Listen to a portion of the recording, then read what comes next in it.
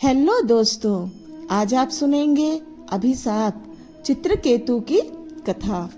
जब चित्रकेतु का मोह भंग हो गया और भगवान की शरण में जाने से हृदय में ज्ञान का उदय हुआ तो वे सब कुछ छोड़कर इधर उधर परिभ्रमण करने लगे, मानव समाज को अपना संदेश देने लगे।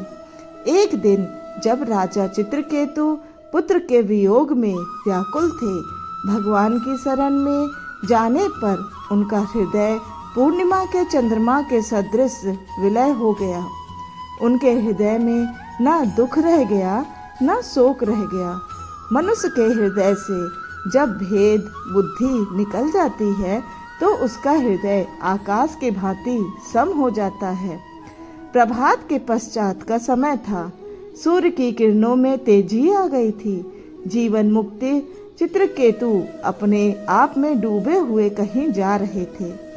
सहसा उनकी दृष्टि एक गोष्ठी पर पड़ी। उस गोष्ठी में जहाँ ऋषि और मुनि सम्मिलित थे, वहाँ भगवान शिव भी पार्वती के साथ बैठे हुए थे। एक साधारण गोष्ठी में शिव को पार्वती के साथ बैठा देखकर चित्रकेतु के मन में विस्मय हो उठा। वे अपने आप ही बोल उठे, अरे यहाँ तो भगवान शिव भी पार्वती के साथ बैठे हुए हैं, जो आशुतोष साधारण गोष्ठी में बैठे हुए हैं। वे सृष्टि के संहारकर्ता कैसे हो सकते हैं और वे विष को पीकर कैसे पचा सकते हैं। लोग उन्हें अजर, अमर और अविनाशी कहते हैं। जो शिव पार्वती के साथ साधारण गोष्ठी में सम्मिलित हो सकते हैं, वे अजर, अमर और अविनाशी कैसे हो सकते हैं। जो शिव दिन रात अपनी धर्मपत्नी को बगल में बैठाए रहते हैं, वे महायोगी कैसे हो सकते हैं।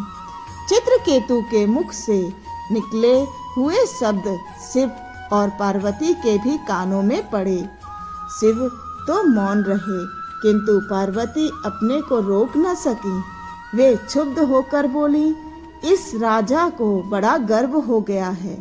वह इस योग नहीं है कि भगवान श्री हरि के चरणों के पास बैठ सके। उसके हृदय में तो भेद बुद्धि है, जो अपनी भेद बुद्धि के कारण शिव को नहीं समझ पाता। उस मूर्ख को तो दैत्यों के वंश में जन्म लेना चाहिए। मेरे अभिशाप से यह मूर्ख दैत्यों के वंश में जन्म लेगा। पार्वती के मुख से निकले हुए अभिशाप के शब्द चित्रकेतु के कानों में भी पड़े। उन्होंने कहा, माता, मैं आपके अभिशाप को स्वीकार कर रहा हूँ। मुझसे भूल हुई, मुझे क्षमा कीजिए। चित्रकेतु की विनीत वाणी सुनकर शिवशंकर द्रवित हो उठे। उन्होंने पार्वती को समझाते हुए कहा, प्रिय, तुम्हें चित्रकेतु को ऐसा शाप नहीं देना चाहिए था। वह भगवान श्री हरि का अनन्य भक्त है। तुम्हारे श्राप को सुनकर यह भी तुम्हें श्राप दे सकता था, क्योंकि इसमें भी श्राप देने की शक्ति है, किंतु इसने शक्ति रहते हुए भी ऐसा नहीं किया। भगवान के प्रेम और शक्ति ने उसके हृदय को अत्यधिक नम्र और शीतल बना दिया है। किंतु अब क्या हो सकता था, अब तो श्राप पार्वती के मुख से निकल चुका था। भगवान शिव का कथन सुनकर पार्वती बोली, मेरा अभिशाप सत्य सिद्ध होकर रहेगा, किंतु चित्रकेतु दानव के रूप में श्री हरि के द्वारा दंडित होकर पुनः परम पद का भागी बनेगा। कहते हैं पार्वती के अभिशाप से चित्रकेतु ने ही वृत्तासुर के रूप में जन्म लिया था।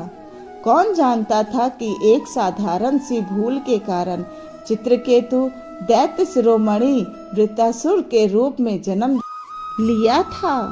कौन जानता था एक साधारण सी भूल के कारण चित्रकेतु दैत्य शिरोमणि वृत्तासुर के रूप में जन्म धारण करेगा।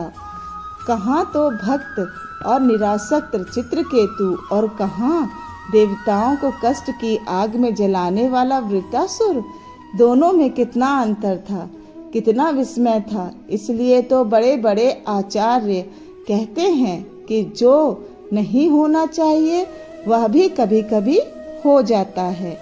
धन्यवाद।